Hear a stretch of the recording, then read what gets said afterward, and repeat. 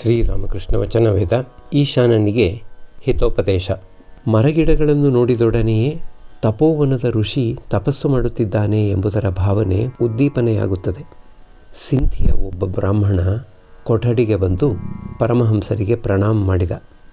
ಆತ ಕಾಶಿಯಲ್ಲಿ ವೇದಾಂತ ಓದುತ್ತಿದ್ದ. ಶ್ರೀರಾಮಕೃಷ್ಣರು, ಏನು ಸಮಾಚಾರ, ಎಲ್ಲ ಹೇಗಿದ್ದಾರೆ? ಅಪರೂಪ ದರ್ಶನ. ಪಂಡಿತ ನಗುತ್ತಾ, ಹೌದು, ಬರಲಿಲ್ಲ. ಸಂಸಾರ ತಾಪತ್ರಯ ನಿಮಗೆ ಗೊತ್ತೇ ಇದೆ, ಹೆಚ್ಚು ಸಮಯ ದೊರೆಯೋ ಹಾಗಿಲ್ಲ ಎಂಬುದು. ಪಂಡಿತ ಒಂದು ಕಡೆ ಕುಳಿತುಕೊಂಡ. ಪರಮಹಂಸರು ಆತನೊಡನೆ ಮಾತುಕತೆಗಳನ್ನಾಡುತ್ತಿದ್ದಾರೆ. ಪರಮಹಂಸರು, ಕಾಶಿಯಲ್ಲಿ ನೀನು ಬಹಳ ಕಾಲ ಇದ್ದೆ, ಅಲ್ಲಿ ಏನೇನು ನೋಡಿದೆ ಎಂಬುದರ ವಿಷಯವಾಗಿ ಒಂದು ಸ್ವಲ್ಪ ಹೇಳು. ದಯಾನಂದನ ವಿಷಯವಾಗಿ ಒಂದಷ್ಟು ತಿಳಿಸು. ಪಂಡಿತ, ಹೌದು, ನಾನು ದಯಾನಂದರನ್ನು ಕಂಡು ಮಾತನಾಡಿದ್ದೇನೆ. ನೀವೂ ಕೂಡ ಆತನನ್ನು ಸಂಧಿಸಿದ್ದಿರಲ್ಲವೇ? ಶ್ರೀರಾಮಕೃಷ್ಣರು, ನೋಡುವುದಕ್ಕೆ ಹೋಗಿದ್ದೆ. ಆಗ ಆಚೆ ದಡದಲ್ಲಿ ಒಂದು ತೋಟದಲ್ಲಿ ಇಳಿದುಕೊಂಡಿದ್ದ.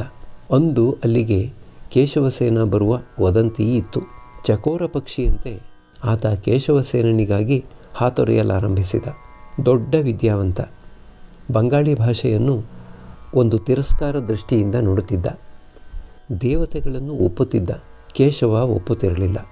ದಯಾನಂದ ಹೇಳುತ್ತಿದ್ದ, ಭಗವಂತ ಇಷ್ಟೊಂದು ವಸ್ತುಗಳನ್ನು ಸೃಷ್ಟಿಸಿದ್ದಾನೆ, ದೇವತೆಗಳನ್ನು ಸೃಷ್ಟಿಸಲು ಅವನ ಕೈಯಲ್ಲಾಗುವುದಿಲ್ಲವೇ ಎಂದು. ಆದರೆ ಆತ ನಿರಾಕಾರವಾದಿ.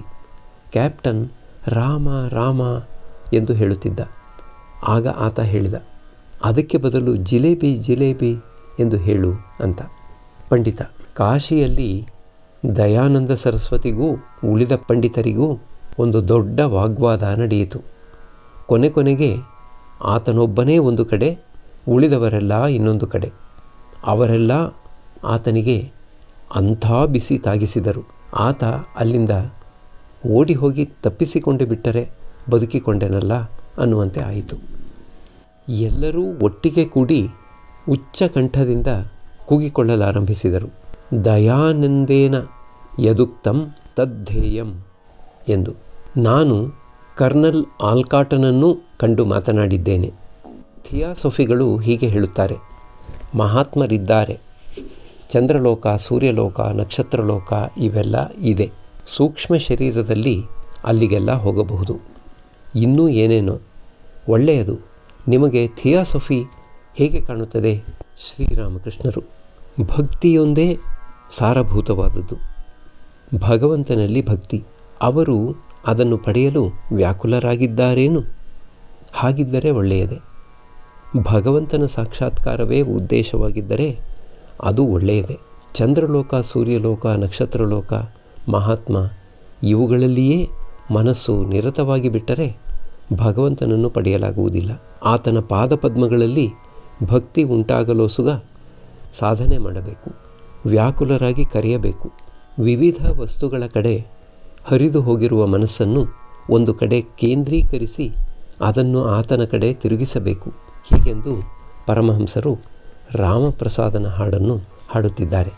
ದೇವದೇವನ ನಿಜವನರಿಯಲು ಮನವು ತೊಳಲುತ ಬಳಲಿದೆ, ಬೀಗ ಮುದ್ರೆಯ ನಿಟ್ಟ ಕೋಣೆಯೊಳಲೆವ ಮರುಳನ ಹೋಲಿದೆ. ದಿವ್ಯ ಪ್ರೇಮಕ್ಕೆ ದೊರೆವನಾತನು ಶ್ರದ್ಧೆಗಲ್ಲದೆ ಒಲಿಯನು, ವೇದಶಾಸ್ತ್ರ ಪುರಾಣ ದರ್ಶನದಾಚೆಗೆ ನಿಂತಾತನು. ಭಕ್ತಿಗೊಲಿಯುವ ಹೃದಯದಮೃತಾನಂದ ರೂಪನು ಆತನು, ಇದನರಿತೆ ಆ ಯೋಗಿ ವರ್ಯರು ಯುಗ ಯುಗವೂ ತಪಗೈವರು. ಭಕ್ತಿ ಎಚ್ಚರಗೊಳ್ಳಲು ಎದೆಯಲಿ ಅವನೇ ನಿನ್ನನ್ನು ಸೆಳೆವನು, ಈ ರಹಸ್ಯವ ಜಗದ ಸಂತೆಯ ಜನದ ಜಂಗುಳಿಗೊರೆಯನು. ಶ್ರೀಪ್ರಸಾದನು ನುಡಿವ ನೀತರ ಮಾತೃಭಾವದಿ ನೆನೆವೆನು, ನನ್ನ ಸೂಚನೆಯರಿತು ನೀವೇ ತಿಳಿಯರಾತನ ನಿಜವನು. ಮತ್ತೆ ಪರಮಹಂಸರು ಹೇಳಿದರು, ಶಾಸ್ತ್ರ ಹೇಳು, ದರ್ಶನ ಹೇಳು, ವೇದಾಂತ ಹೇಳು, ಇವುಗಳಾವುದರಲ್ಲಿಯೂ ಆತನಿಲ್ಲ. ಆತನಿಗಾಗಿ ನಿನ್ನ ಪ್ರಾಣ ವ್ಯಾಕುಲ ಪಡದೇ ಇದ್ದರೆ ಏನೂ ದೊರೆಯದು. ದಿವ್ಯ ಪ್ರೇಮಕ್ಕೆ ದೊರೆವನಾತನು ಶ್ರದ್ಧೆಗಲ್ಲದೆ ಒಲಿಯನು, ವೇದಶಾಸ್ತ್ರ ಪುರಾಣ ದರ್ಶನದಾಚೆಗೆ ನಿಂತಾತನು. ಭಕ್ತಿಗೊಲಿಯುವ ಹೃದಯದಮೃತಾನಂದ ರೂಪನು ಆತನು. ಬಹಳವಾಗಿ ವ್ಯಾಕುಲರಾಗಬೇಕು. ಒಂದು ಹಾಡನ್ನು ಕೇಳು. ಎಲ್ಲರಿಗೂ ಲಭಿಸಬಹುದೇ ಆ ರಾಧೆಯ ದರ್ಶನ, ಎಲ್ಲರೂ ಸವಿಯಬಹುದೇ ರಾಧೆಯೊಲವಿನಮೃತವ. ಎಷ್ಟು ಹಣವ ಸುರಿದರೂ ಈ ಅಪೂರ್ವ ನಿಧಿಯು ನಮಗೆ ಎಂದೆಂದಿಗೂ ದೊರೆಯದು. ಭಕ್ತಿಭಾವ ಸಾಧನೆಯಲ್ಲಿ ಮಾತ್ರ ದೊರೆಯುವಂಥದ್ದು. ಸ್ವಾತಿಯ ಹನಿ ಚಿಪ್ಪಿನಲ್ಲಿ ಮುತ್ತಾಗುವ ರೀತಿಯಲ್ಲಿ ಬೇರೆ ಮಳೆಯ ಹನಿಯಿಂದಲೂ ಮುತ್ತಾಗಲು ಸಾಧ್ಯವೇ? ಭಾವ ತೊರೆದು ಇಳಿದು ಕೆಳಗೆ ಬಾರೋ ಚಂದಮಾಮ ಎಂದು, ಬಾನ ತೊರೆದು ಇಳೆಗೆ ಇಳಿದು ಬಾರೋ ಚಂದಮಾಮ ಎಂದು, ತಾಯಿ ಕರೆಯಲು ಮಗುವಿಗಾಗಿ ಚಂದ್ರನಿಳಿದು ಬರುವನೆ. ಸಾಧನೆ ಅತ್ಯಂತ ಅವಶ್ಯಕ. ಇದ್ದಕ್ಕಿದ್ದ ಹಾಗೆ ಭಗವಂತನ ದರ್ಶನ ದೊರೆಯುವುದೇ? ಒಬ್ಬ ನನಗೇಕೆ ಭಗವಂತನನ್ನು ನೋಡಲಾಗುತ್ತಿಲ್ಲ ಎಂದು ನನ್ನನ್ನು ಕೇಳಿದ. ಆಗ ಮನಸ್ಸಿಗೆ ಏನು ತಟ್ಟಿತೋ ಅದನ್ನು ಹೇಳಿಬಿಟ್ಟೆ. ನಿನಗೆ ಒಂದು ದೊಡ್ಡ ಮೀನು ಹಿಡಿಯಬೇಕು ಎಂಬ ಇಚ್ಛೆ. ಅದಕ್ಕೆ ತಕ್ಕ ಸಲಕರಣೆಗಳನ್ನು ಒದಗಿಸಿಕೊ. ಎರೆಯನ್ನು ತಯಾರು ಮಾಡಿಕೊ. ಗಾಳದ ಕಡ್ಡಿ ಮತ್ತು ದಾರವನ್ನು ಹವಣಿಸಿಕೊ. ಅನಂತರ ಗಾಳವನ್ನು ಬೀಸು. ಎರೆಯ ಗಂಧದಿಂದ ಆಕರ್ಷಿತವಾಗಿ ಆಳವಾದ ನೀರಿನಿಂದ ಮೀನು ಬರುತ್ತದೆ. ನೀರು ಅಲುಗಾಡಿದರೆ ದೊಡ್ಡ ಮೀನು ಬಂದಿದೆ ಎಂಬುದರ ಸೂಚನೆ ನಿನಗೆ ಸಿಗುತ್ತದೆ. ನಿನಗೆ ಬೆಣ್ಣೆ ತಿನ್ನಬೇಕೆಂಬ ಇಚ್ಛೆ. ಅದಕ್ಕಾಗಿ ಹಾಲಿನಲ್ಲಿ ಬೆಣ್ಣೆ ಇದೆ, ಹಾಲಿನಲ್ಲಿ ಬೆಣ್ಣೆ ಇದೆ ಎಂದು ಜಪಿಸಿದರೆ ಏನಾಗುತ್ತದೆ? ಮೈ ಮುರಿದು ಕೆಲಸ ಮಾಡಬೇಕು. ಆಗ ಬೆಣ್ಣೆ ಸಿಕ್ಕುತ್ತದೆ. ಭಗವಂತ ಇದ್ದಾನೆ, ಭಗವಂತ ಇದ್ದಾನೆ ಎಂದು ಸುಮ್ಮನೆ ಹೇಳುತ್ತಿದ್ದರೆ ಆತನನ್ನು ನೋಡಲಾಗುವುದೇ? ಸಾಧನೆ ಅವಶ್ಯಕ. ಭಗವತಿ ತಾನೇ ಸ್ವಯಂ 5 ಪ್ರಾಣಿಗಳ ಕಪಾಲಗಳಿಂದ ನಿರ್ಮಿತವಾದ ಆಸನದ ಮೇಲೆ ಕುಳಿತು ಲೋಕ ಶಿಕ್ಷಣಾರ್ಥವಾಗಿ ಕಠೋರ ತಪಸ್ಸು ಮಾಡಿದಳು. ಶ್ರೀಕೃಷ್ಣ ಸಾಕ್ಷಾತ್ ಪೂರ್ಣ ಬ್ರಹ್ಮ. ಆತನೂ ರಾಧಾಯಂತ್ರವನ್ನು ಹುಡುಕಿ ತಂದು ಲೋಕ ಶಿಕ್ಷಣಾರ್ಥವಾಗಿ ತಪಸ್ಸು ಮಾಡಿದ. ಶ್ರೀಕೃಷ್ಣ ಪುರುಷ, ರಾಧೆ ಪ್ರಕೃತಿ. ಚಿಚ್ಛಕ್ತಿ ಆದ್ಯಾಶಕ್ತಿ. ರಾಧೆ ಪ್ರಕೃತಿ ತ್ರಿಗುಣಮಯಿ. ಆಕೆಯಲ್ಲಿ ಸತ್ವ, ರಜಸ್ಸು, ತಮಸ್ಸು ಈ 3 ಗುಣಗಳಿವೆ. ಈರುಳ್ಳಿಯನ್ನು ಬಿಡಿಸುತ್ತಾ ಹೋದರೆ ಮೊದಲು ಕಪ್ಪು ಮಿಶ್ರಿತ ಕೆಂಪು ಸಿಪ್ಪೆ, ಬಳಿಕ ಕೆಂಪು ಸಿಪ್ಪೆ, ಆ ಬಳಿಕ ಬಿಳಿ ಸಿಪ್ಪೆ ಬರುತ್ತಾ ಹೋಗುತ್ತವೆ. ವೈಷ್ಣವ ಶಾಸ್ತ್ರದಲ್ಲಿ ಕಾಮರಾಧೆಯ, ಪ್ರೇಮರಾಧೆಯ, ನಿತ್ಯರಾಧೆಯ ವಿಷಯ ಇದೆ. ಕಾಮರಾಧೆಯೇ ಚಂದ್ರಾವಳಿ, ಪ್ರೇಮರಾಧೆಯೇ ಶ್ರೀಮತಿ. ನಿತ್ಯರಾಧೆಯನ್ನು, ಕಂಕುಳಲ್ಲಿ ಗೋಪಾಲನನ್ನು ಎತ್ತಿಕೊಂಡಿದ್ದ ರಾಧೆಯನ್ನು ನಂದ ನೋಡಿದ್ದ.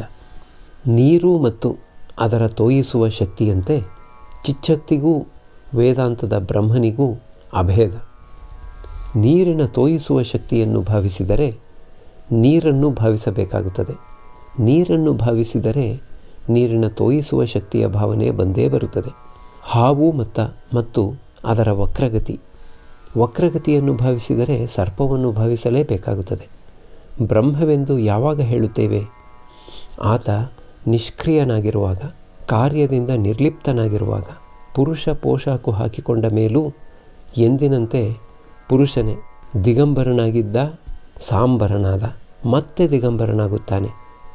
ಹಾವಿನಲ್ಲಿ ವಿಷವಿದೆ, ಆದರೆ ಅದರಿಂದ ಹಾವಿಗೆ ಏನೂ ಆಗುವುದಿಲ್ಲ.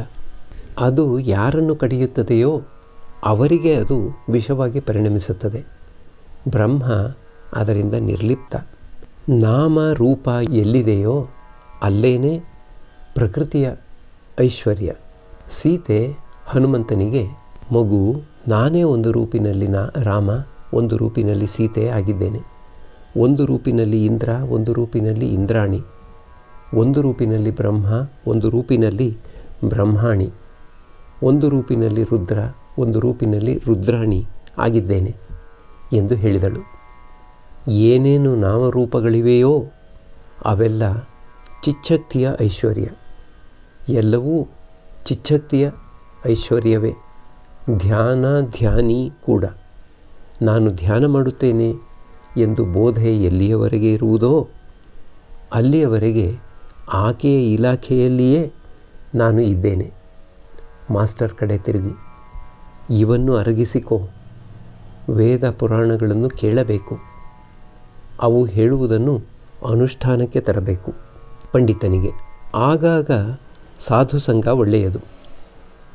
ಮನುಷ್ಯನಿಗೆ ರೋಗ ಹತ್ತಿಕೊಂಡೇ ಇದೆ. ಅದು ಸಾಧು ಸಂಘದಿಂದ ಬಹಳವಾಗಿ ತಲೆ ತಗ್ಗಿಸುತ್ತದೆ. ನಾನು ಮತ್ತು ನನ್ನದು. ಹೇ ಭಗವಂತ, ನೀನೇ ಎಲ್ಲದರ ಕರ್ತ. ನೀನೊಬ್ಬನೇ ನಮ್ಮ ಆಪ್ತ ಬಂಧು. ಈ ಮನೆ, ಮಠ, ಪರಿವಾರ, ಬಾಂಧವರು, ಬಂಧುಗಳು, ಈ ಇಡೀ ಜಗತ್ತು ಎಲ್ಲವೂ ನಿನಗೆ ಸೇರಿದವೆ.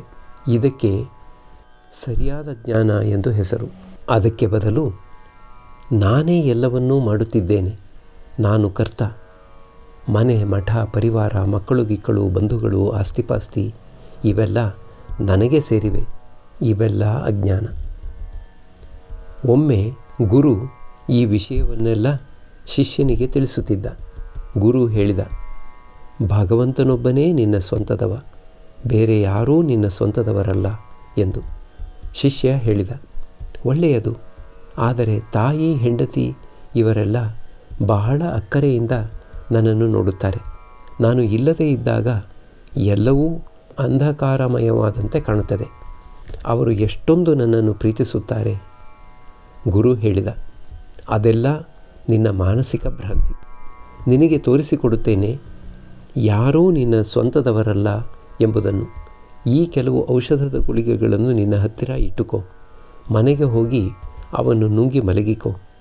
ಜನರಿಗೆ ಭಾವನೆಯಾಗುತ್ತದೆ ನೀನು ಸತ್ತು ಹೋಗಿಬಿಟ್ಟಿದ್ದೀಯೇ ಅಂತ. ಆದರೆ ನಿನಗೆ ಮಾತ್ರ ಬಾಹ್ಯ ಜ್ಞಾನವಿರುತ್ತದೆ. ನೋಡಲು, ಕೇಳಲು ಎಲ್ಲ ಸಾಧ್ಯವಾಗುತ್ತದೆ. ಆ ಸಮಯಕ್ಕೆ ಸರಿಯಾಗಿ ನಾನು ನಿನ್ನ ಮನೆಗೆ ಬರುತ್ತೇನೆ ಎಂದು. ಶಿಷ್ಯ ಹಾಗೆಯೇ ಮಾಡಿದ. ಮನೆಗೆ ಹೋಗಿ ಕೆಲವು ಗುಳಿಗೆಗಳನ್ನು ತಿಂದ. ಬಳಿಕ ಅಚೇತನನಾಗಿ ಹಾಸಿಗೆಯ ಮೇಲೆ ಬಿದ್ದಿದ್ದ. ತಾಯಿ, ಹೆಂಡತಿ ಎಲ್ಲರೂ ಗೋಳಾಡಲಾರಂಭಿಸಿದರು. ಆ ಸಮಯಕ್ಕೆ ಸರಿಯಾಗಿ ಗುರು ಕವಿರಾಜನ ವೇಷ ಹಾಕಿಕೊಂಡು ಆ ಮನೆಗೆ ಹೋದ. ಎಲ್ಲವನ್ನೂ ಕೇಳಿ ಹೇಳಿದ, ಒಳ್ಳೆಯದು, ಇದಕ್ಕೊಂದು ಔಷಧವಿದೆ, ಮತ್ತೆ ಬದುಕಿ ಬರುತ್ತಾನೆ. ಆದರೆ ಒಂದು ವಿಷಯ, ಈ ಔಷಧವನ್ನು ಮೊದಲು ಆತನ ಸ್ವಂತದವರೊಬ್ಬರು ತಿನ್ನಬೇಕು. ಬಳಿಕ ಆತನಿಗೆ ಕೊಡಲಾಗುತ್ತದೆ. ಆತನ ಸ್ವಂತದವರು ಯಾರು ಈ ಗುಳಿಗೆಯನ್ನು ತಿನ್ನುತ್ತಾರೆ ಅವರು ಮಾತ್ರ ಸತ್ತು ಹೋಗುತ್ತಾರೆ. ಇಲ್ಲಿ ಆತನ ತಾಯಿ, ಹೆಂಡತಿ ಎಲ್ಲರೂ ಇದ್ದೀರಿ. ಒಬ್ಬರಲ್ಲದಿದ್ದರೆ ಒಬ್ಬರಾದರೂ ತಿಂದು ಬಿಡುತ್ತೀರಿ ಎಂಬುದರಲ್ಲಿ ನನಗೆ ಯಾವ ಸಂದೇಹವೂ ಇಲ್ಲ. ನೋಡಿ, ಹಾಗೆ ಮಾಡುವುದಾದರೆ ಆತ ಬದುಕಿ ಏಳುತ್ತಾನೆ. ಶಿಷ್ಯ ಎಲ್ಲವನ್ನೂ ಕೇಳುತ್ತಿದ್ದಾನೆ. ಕವಿರಾಜ ಮೊದಲು ತಾಯಿಯನ್ನು ಕರೆದ. ಆಕೆ ದುಃಖದಿಂದ ನೆಲದ ಮೇಲೆ ಬಿದ್ದು ಹೊರಳಾಡುತ್ತಾ ಅಳುತ್ತಿದ್ದಾಳೆ. ಪಂಡಿತ ಆಕೆಗೆ ಹೇಳಿದ, ತಾಯೇ, ನೀನಿನ್ನು ಅಳಬೇಕಾಗಿಲ್ಲ. ನೀನು ಈ ಔಷಧವನ್ನು ತೆಗೆದುಕೋ. ನಿಸ್ಸಂದೇಹವಾಗಿ ನಿನ್ನ ಮಗ ಬದುಕಿ ಏಳುತ್ತಾನೆ. ಆದರೆ ನಿನಗೆ ಮಾತ್ರ ಇದರಿಂದ ಮೃತ್ಯು ಉಂಟಾಗುತ್ತದೆ. ತಾಯಿ ಔಷಧವನ್ನು ಕೈಗೆ ತೆಗೆದುಕೊಂಡು ಯೋಚಿಸಲಾರಂಭಿಸಿದಳು. ಬಹಳವಾಗಿ ಯೋಚಿಸಿ ಚಿಂತೆಯಿಂದ ಅಳುತ್ತಾ ಹೇಳಿದಳು, ಅಪ್ಪ, ನನಗೆ ಇನ್ನೂ ಕೆಲವು ಗಂಡು ಹೆಣ್ಣು ಮಕ್ಕಳಿದ್ದಾರೆ. ನಾನು ಸತ್ತು ಹೋದರೆ ಅವರಿಗೆ ಏನಾಗಿ ಬಿಡುತ್ತದೋ ಏನೋ. ಆ ವಿಷಯವಾಗಿ ನಾನು ಯೋಚಿಸುತ್ತಿದ್ದೇನೆ. ಯಾರು ತಾನೇ ನೋಡಿಕೊಳ್ಳುತ್ತಾರೆ ಅವರನ್ನು? ಯಾರು ತಾನೇ ಅವರಿಗೆ ಅನ್ನಾಹಾರಾದಿಗಳನ್ನು ಕೊಡುತ್ತಾರೆ? ಅದಕ್ಕಾಗಿ ಯೋಚಿಸುತ್ತಿದ್ದೇನೆ. ಕವಿರಾಜ ಹೆಂಡತಿಯನ್ನು ಕರೆದು ಆಕೆಯ ಕೈಗೆ ಔಷಧವನ್ನು ಕೊಟ್ಟ. ಆಕೆಯೂ ಬಹಳವಾಗಿ ಅಳುತ್ತಿದ್ದಳು. ಔಷಧವನ್ನು ಕೈಗೆ ತೆಗೆದುಕೊಂಡು ಆಕೆಯೂ ಯೋಚಿಸಲಾರಂಭಿಸಿದಳು. ಔಷಧಿ ತೆಗೆದುಕೊಂಡರೆ ತಾನು ಸಾಯಬೇಕಾಗುತ್ತದೆ ಎಂಬುದನ್ನು ಕೇಳಿದಳು. ಆಗ ಅಳುತ್ತಾ ಹೇಳಲಾರಂಭಿಸಿದಳು, ಅಯ್ಯೋ, ಅವರ ಹಣೆಯಲ್ಲಿ ಏನು ಬರೆದಿತ್ತೋ ಅದು ಆಗಿ ಹೋಯಿತು. ಈಗ ಈ ಎಳೆಯ ಮಕ್ಕಳ ಗತಿಯೇನು ಹೇಳು? ಇವರನ್ನು ಬೆಳೆಸುವವರು ಯಾರು ತಾನೇ ಇದ್ದಾರೆ? ನಾನು ಔಷಧವನ್ನು ಎಂಥ ಹೃದಯದಿಂದ ತೆಗೆದುಕೊಳ್ಳಲಿ? ಅಷ್ಟರಲ್ಲಿ ಆ ಶಿಷ್ಯನ ಔಷಧದ ನೆಶ ಇಳಿದು ಹೋಯಿತು. ಆಗ ಆತನಿಗೆ ಯಾರೂ ತನ್ನ ಸ್ವಂತದವರಲ್ಲ ಎಂಬುದು ಚೆನ್ನಾಗಿ ಮನದಟ್ಟಾಯಿತು. ದಡಮಡಗುಟ್ಟಿಕೊಂಡು ಎದ್ದು ಗುರುವಿನೊಡನೆ ಹೊರಟೇ ಹೋದ. ಆಗ ಗುರು ಶಿಷ್ಯನಿಗೆ ಹೇಳಿದ, ನಿನ್ನ ಸ್ವಂತದವರು ಒಬ್ಬನೇ ಒಬ್ಬ, ಭಗವಂತ.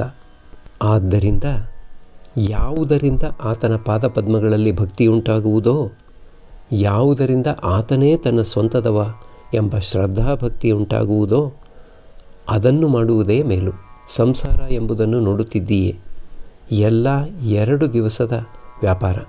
ಇದರಲ್ಲಿ ಏನೂ ಇಲ್ಲ.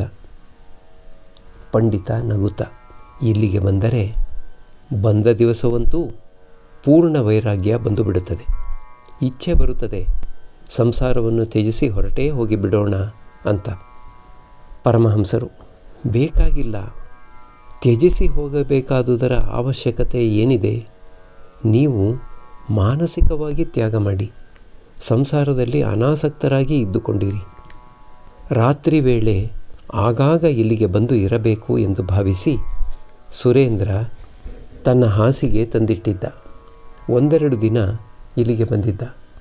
ಬಳಿಕ ಆತನ ಹೆಂಡತಿ ಹೇಳಿದಳಂತೆ, ಹಗಲು ವೇಳೆ ಎಲ್ಲಿಗೆ ಬೇಕು ಅಂದರೆ ಅಲ್ಲಿಗೆ ಹೋಗಿ ಬನ್ನಿ, ಆದರೆ ರಾತ್ರಿ ವೇಳೆ ನೀವು ಮನೆ ಬಿಟ್ಟು ಹೋಗಕೂಡದು. ಆಗ ಸುರೇಂದ್ರ ಪಾಪ ಇನ್ನೇನು ತಾನೇ ಮಾಡಿಯಾನು? ರಾತ್ರಿ ಕಾಲವನ್ನು ಆತ ಹೊರಗೆ ಕಳೆಯುವ ಹಾಗೇ ಇಲ್ಲ. ನೋಡು, ಬರೀ ಶುಷ್ಕ ವಿಚಾರದಿಂದ ಏನು ತಾನೇ ಪ್ರಯೋಜನ? ಆತನಿಗಾಗಿ ವ್ಯಾಕುಲನಾಗು, ಆತನನ್ನು ಪ್ರೀತಿಸಲು ಯತ್ನಿಸು. ಜ್ಞಾನ, ವಿಚಾರ, ಗಂಡಸು ಮನೆಯ ಜಗಲಿಯವರೆಗೆ ಹೋಗಬಲ್ಲದು. ಭಕ್ತಿ, ಹೆಂಗಸು ಅಂತಃಪುರದವರೆಗೂ ಹೋಗಬಲ್ಲದು. ಯಾವುದಾದರೂ ಒಂದು ಭಾವವನ್ನು ಅವಲಂಬಿಸಬೇಕಾಗುತ್ತದೆ. ಆಗ ಭಗವಂತ ದೊರಕುತ್ತಾನೆ. ಸನಕಾದಿ ಋಷಿಗಳು ಶಾಂತ ಭಾವವನ್ನು ಅವಲಂಬಿಸಿದ್ದರು. ಹನುಮಂತ ದಾಸ್ಯ ಭಾವವನ್ನು ಅವಲಂಬಿಸಿದ್ದ. ಶ್ರೀಧಾಮ, ಸುಧಾಮ ಮೊದಲಾದ ವ್ರಜದ ಗೋಪಾಲರದು ಸಖ್ಯಭಾವ, ಯಶೋದೆಯದು ವಾತ್ಸಲ್ಯ ಭಾವ, ಭಗವಂತನನ್ನು ಸಂತಾನ ದೃಷ್ಟಿಯಿಂದ ನೋಡುವುದು. ಶ್ರೀಮತಿಯದು ಮಧುರ ಭಾವ, ಹೇ ಭಗವಂತ, ನೀನು ಪ್ರಭು, ನಾನು ದಾಸ, ಇದಕ್ಕೆ ದಾಸ್ಯಭಾವ ಎಂದು ಹೆಸರು. ಸಾಧಕನ ಹಿತದೃಷ್ಟಿಯಿಂದ ಈ ಭಾವ ಬಹಳ ಒಳ್ಳೆಯದು. ಪಂಡಿತ: ಹೌದು, ನಿಜ. ಸಿಂಥಿಯ ಪಂಡಿತ ಹೊರಟು ಹೋದ. ಕ್ರಮೇಣ ಸಾಯಂಕಾಲವಾಗುತ್ತಿದೆ. ಕಾಳಿ ದೇವಾಲಯದಲ್ಲಿ ದೇವದೇವಿಯರ ಮಂಗಳಾರತಿಯ ನಿನಾದ ಪ್ರಾರಂಭವಾಯಿತು. ಪರಮಹಂಸರು ದೇವದೇವಿಯರಿಗೆ ನಮಸ್ಕಾರ ಮಾಡುತ್ತಿದ್ದಾರೆ. ತಮ್ಮ ಚಿಕ್ಕ ಮಂಚದ ಮೇಲೆ ಕುಳಿತು ಭಾವರಾಜ್ಯದಲ್ಲಿ ಮುಳುಗಿದ್ದಾರೆ. ಕೆಲವು ಭಕ್ತರು ಮತ್ತೆ ಕೊಠಡಿಗೆ ಬಂದು ನೆಲದ ಮೇಲೆ ಕುಳಿತುಕೊಂಡಿದ್ದಾರೆ.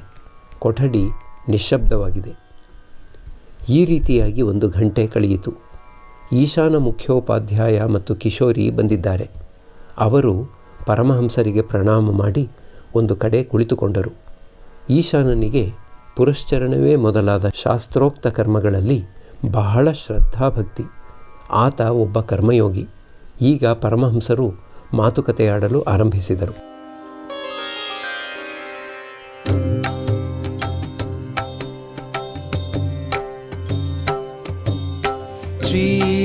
ಶ್ರೀರಾಮಕೃಷ್ಣ ಮಂಗಲಕಾರಿ, ಶ್ರೀರಾಮಕೃಷ್ಣ ಮಂಗಲಕಾರಿ, ಶ್ರೀರಾಮಕೃಷ್ಣ ಮಂಗಲಕಾರಿ,